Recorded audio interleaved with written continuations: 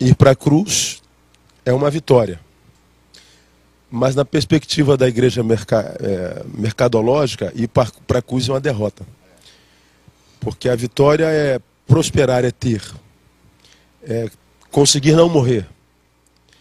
Então, na perspectiva do Evangelho, o vencedor não é quem vence, o vencedor é quem perde. É o paradoxo. Portanto, a gente tinha que parar com o discurso de vitória e ensinar o povo a perder. Porque na cultura em que a gente vive, ganha quem sabe perder. Aí você falou uma coisa interessante que para mim é onde reside todo problema. A crise da igreja institucional é existencial. Defina a igreja. Olha para o que você vê e defina. Impossível. Não tem intelectual, teólogo que diga o que é a igreja. Impossível. Ou seja, nós não somos, cara. Nós não somos. Que fruto esperar, seu Farner, do não ser?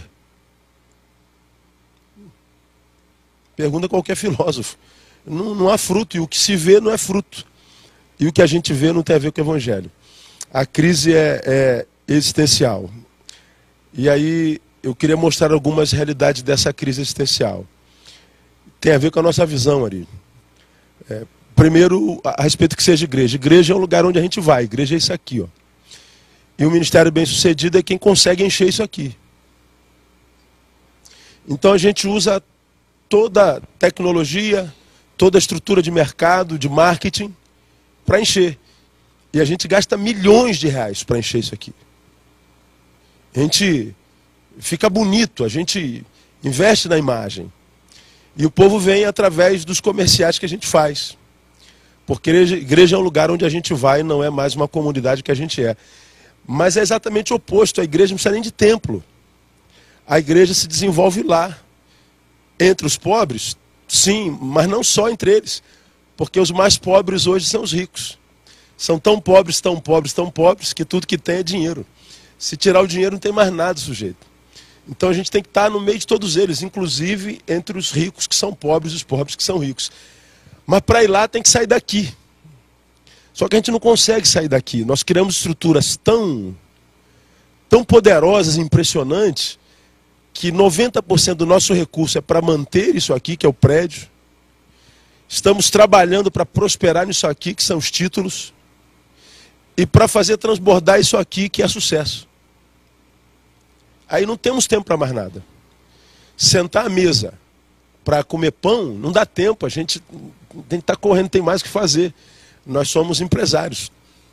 Então, igreja é uma comunidade da comunhão perfeita. Para que Jesus plantou a igreja? Para que o mundo, quando quisesse aprender ao que é conviver de forma saudável, relações humanas, governamentais, de justiça, olhasse para aquele povo que ele chama de Bíblia e falou: quer aprender o que é ser comunidade perfeita? Vai naquele povo lá de Deus, que eles sabem como fazer isso.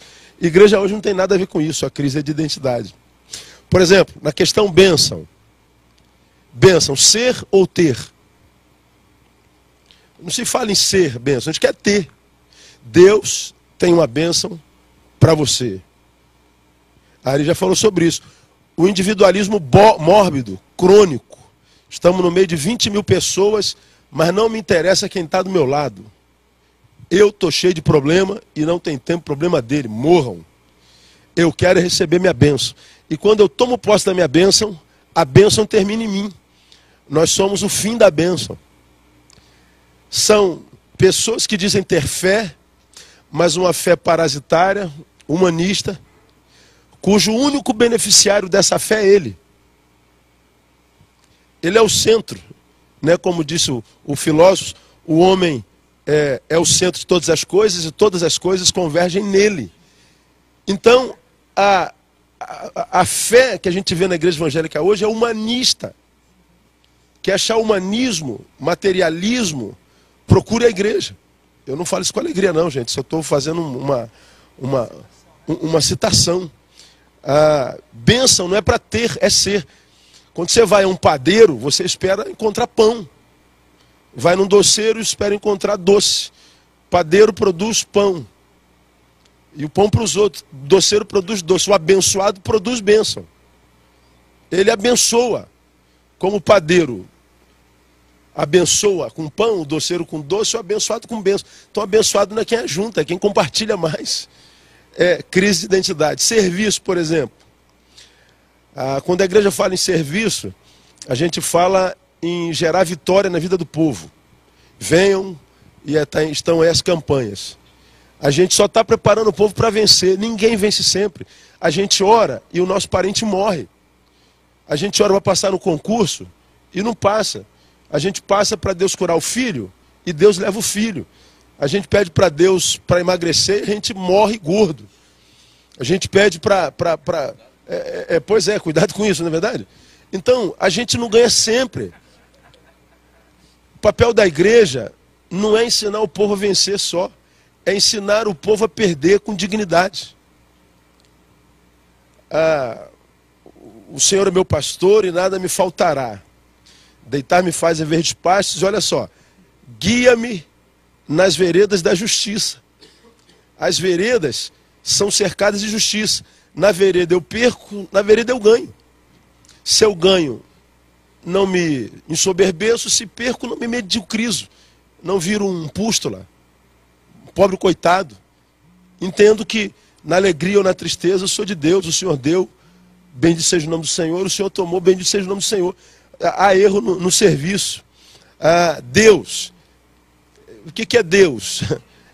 É muito maior do que isso que a gente vê na televisão. Que é um ser superpoderoso que tem que fazer tudo o que eu quero. Não é isso. Deus é um ser superpoderoso que me prepara para viver tudo o que Ele quer, inclusive quando o que Ele quer não é o que eu quero. Então, Ele não é meu servo, eu sou servo dEle. E vivo, a razão da minha vida é fazer com que Ele, quando olhe para mim, sorria e não chore.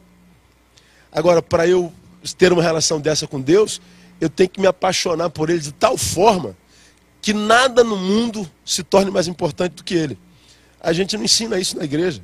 Deus é alguém que eu procuro como supermercado quando a minha despensa está vazia. Então, o Deus da igreja não tem nada a ver com a gente quase. Então, a crise é de identidade. Ou seja, a gente vê frutos que analisados parece não tem nada a ver com a árvore. Então, se o fruto não condiz com a árvore, então o problema está na árvore. Porque uma jaqueira nunca vai dar manga. Não tem como. Se deu, está errado. Então, se a gente vê frutos na igreja que não condiz com a igreja, então não é igreja. A despeito do que a gente vê nas placas dos seus prédios. Então, acho que está na hora da gente imaginar que nem tudo está perdido. Se não para uma ala. A igreja não precisa de prédio, a igreja não precisa de televisão, não precisa de rádio, não precisa de tecnologia. Nós não precisamos de presidente crente. A gente só precisa de crente que seja tão espiritual na palavra que aprenda a ser humano. Porque a nossa dificuldade é ser humano.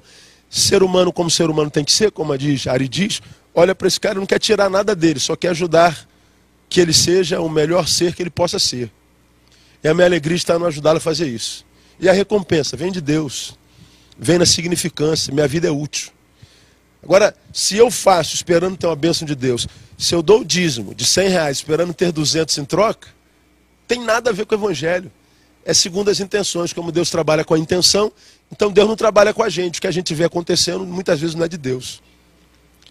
Agora, difícil é ter coragem para pregar isso do púlpito, difícil é ter coragem de pregar contra o sistema e ser isolado, taxado de seja lá do que for.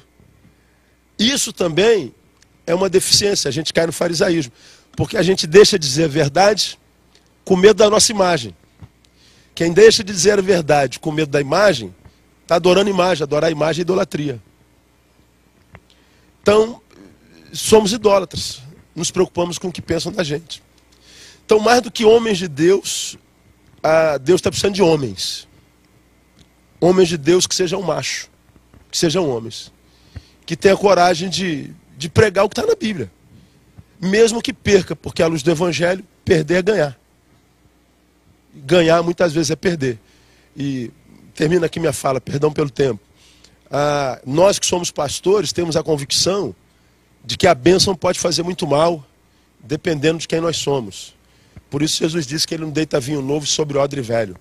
Porque o vinho novo, que é o seu espírito, sua graça, é o evangelho, que é novas, boas, de grande alegria. Se ele deita o vinho novo no odre que não está preparado, ele arrebenta o odre. Então ele retém o vinho por amor. Porque se liberar, ele arrebenta com a gente. Então tem muita gente tomando posse de bênção, de lugares de honra, e esse lugar de honra está sendo o inferno dele, porque ele deixa de ser o que é no coração de Deus. E muitas vezes Deus retém por amor. Então, não ter em quantidade não é ausência da presença de Deus. Muitas vezes é misericórdia de Deus nos preparando para que venha em quantidade quando Ele quiser. E não por subterfúgios humanos, estéticos, tecnológicos, de marketing e tudo mais. A gente precisa de homens, cara. Homens de Deus que sejam homens.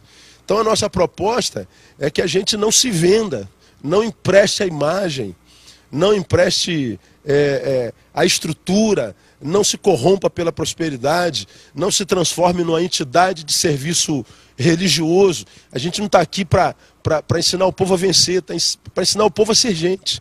Porque o nosso caminho não é, como disse Paulo Júnior, não é de um ser espiritual, do ser humano tentando ser espiritual, de um ser espiritual tentando ser humano. Nosso desafio é ser humano. Ser espiritual é isso que a gente está vendo aí, que tem quase nada a ver com a humanidade. Nosso desafio é ser humano.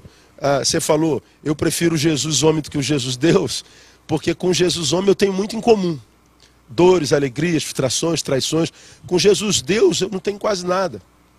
E o bom disso o que é? É que Deus escolheu o caminho da humanidade e muitos de nós homens estamos escolhendo o caminho da deidade. Caminho inverso de Deus. Aí a gente quebra geral.